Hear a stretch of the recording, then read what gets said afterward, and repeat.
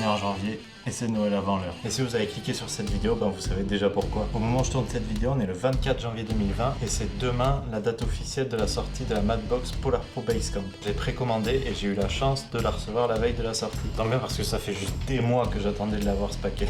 Dans cette vidéo, je vais la déballer, je vais l'essayer, je vais vous donner mes premières impressions et puis je vais vous expliquer pourquoi vous devriez ou pas acheter une Madbox à la place de vos filtres habituels.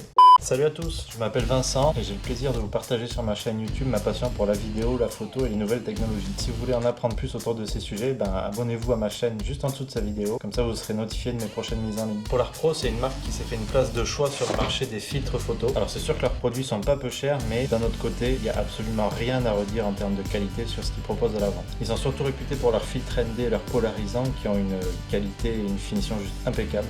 Très rapidement, si vous ne savez pas ce que c'est, un filtre ND, c'est un filtre qui va venir baisser la lumière qui pénètre dans votre optique pour vous permettre de capturer des scènes plus claires ou d'augmenter votre durée d'exposition. Et puis un filtre polarisant, c'est un filtre qui va réduire les reflets dans votre image et augmenter la saturation des couleurs. Ça se visse à l'avant de votre optique et puis après vous n'avez plus qu'à pivoter la balle quand il y en a une pour ajuster le réglage. D'ailleurs les polarisants, c'est ce qu'on utilise dans la vidéo pour filmer à travers les vitres d'un véhicule sans avoir le reflet du soleil et des nuages dessus. Il y a peut-être une autre raison pour laquelle vous pourriez connaître les filtres Polar Pro, c'est parce qu'ils produisent des filtres qui sont adaptés à des appareils très spécifiques comme par exemple les GoPro, les drones et les autres caméras d'action. Et à titre perso, j'ai acheté il y a quelques temps un lot de leurs filtres pour la DJI Osmo Pocket. Je les ai trouvés sur Amazon. C'est des filtres qui viennent démonter à l'avant de la caméra. Je dois avouer que je pourrais plus m'en passer aujourd'hui. Je crois que le lot m'a coûté une soixantaine d'euros. Donc comme je disais, c'est une marque qui n'est pas forcément peu chère, mais bon produit. Alors pour clarifier, j'ai absolument aucun lien d'aucune sorte avec la marque. Et je vous partage tout ça uniquement parce que j'aime ce qu'ils proposent, ça m'enthousiasme et j'avais envie de partager cet enthousiasme avec vous. Et j'ai eu aucune promo sur aucun des produits que vous voyez là. Ok, donc on va ouvrir le carton parce que j'ai vraiment hâte de découvrir ce qu'il y a dedans. Puis après, je vous expliquerai ce que c'est une Madbox, à qui c'est destiné et à quoi ça peut bien servir.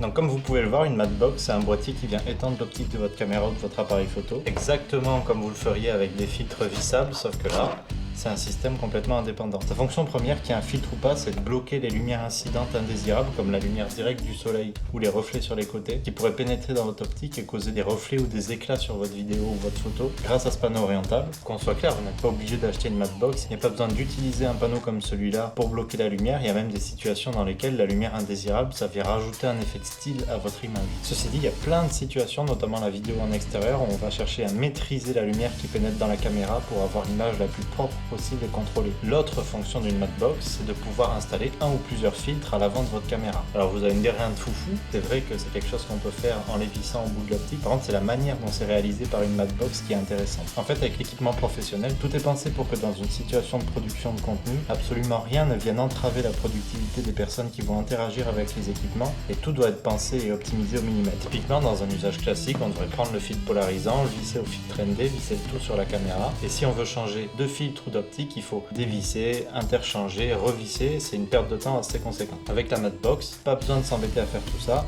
L'échange des filtres se fait en une fraction de seconde. Et encore mieux, les filtres que vous allez mettre en même temps sur votre Madbox sont complètement indépendants. Donc vous pouvez enlever l'un ou l'autre sans avoir à enlever le premier. Comme vous pouvez le voir, on est aussi plus du tout sur le même gabarit de filtres que tout à l'heure. Ceux de Madbox sont beaucoup plus grands. Et du coup, on a l'avantage qu'ils sont compatibles avec toutes les tailles de diamètre extérieur d'optique. Et du coup, la fixation de la Madbox se fait tout simplement comme ceci en la vissant au bout de votre optique. Alors ça peut avoir l'air d'un gain qui est assez minime, mais c'est toutes ces facilités d'utilisation qui, mis bout à bout, sont autant de choses en moins auxquelles réfléchir au moment d'un tournage. C'est exactement les mêmes raisons qui font que sur une caméra professionnelle, on va avoir 3000 boutons sur le côté, parce qu'en tournage, pas besoin de chercher n'importe quel réglage dans un menu caché. Autre exemple, les objectifs. Comme vous avez vu, j'ai dû utiliser des anneaux adaptateurs pour fixer la Madbox à mon objectif parce que le diamètre extérieur n'est pas standard. Et c'est le cas de la quasi-totalité des optiques photo grand public. Par contre, dès qu'on part sur des objectifs optique de cinéma, ça n'aurait pas été nécessaire parce que le diamètre extérieur des optiques cinéma est standard et on aurait pu venir visser directement la Madbox. Sur une optique de cinéma, celle-là c'en est pas une mais c'est pour vous illustrer l'idée. Quelle que soit la distance focale,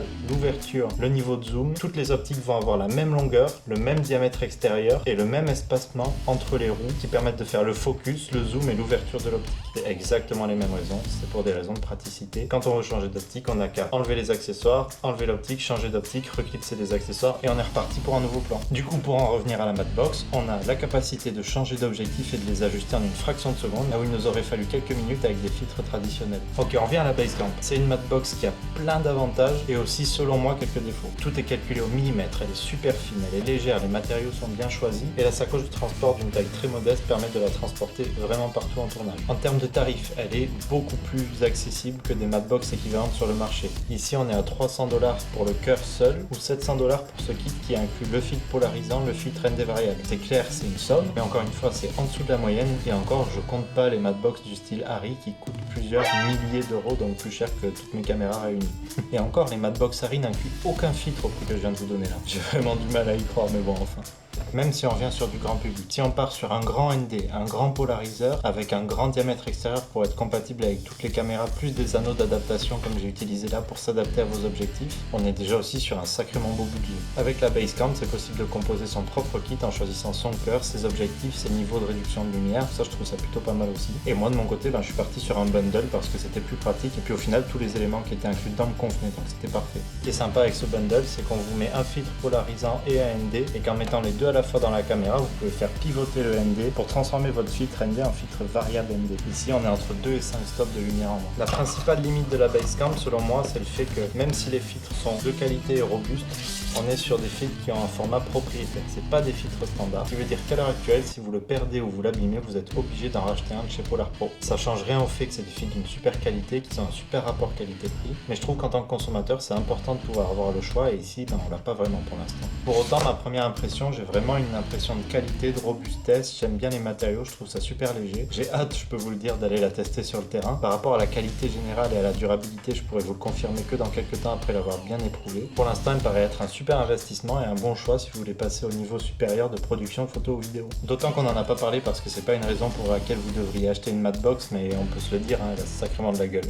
Seul point de vigilance, on nous indique de bien faire attention au sens dans lequel on insère le polarisant, parce que si on l'insère à l'envers, il va pas vraiment jouer son rôle. Au lieu d'augmenter la filtration, il va juste venir changer la teinte de votre image et j'ai pas l'impression que ce soit l'effet recherché.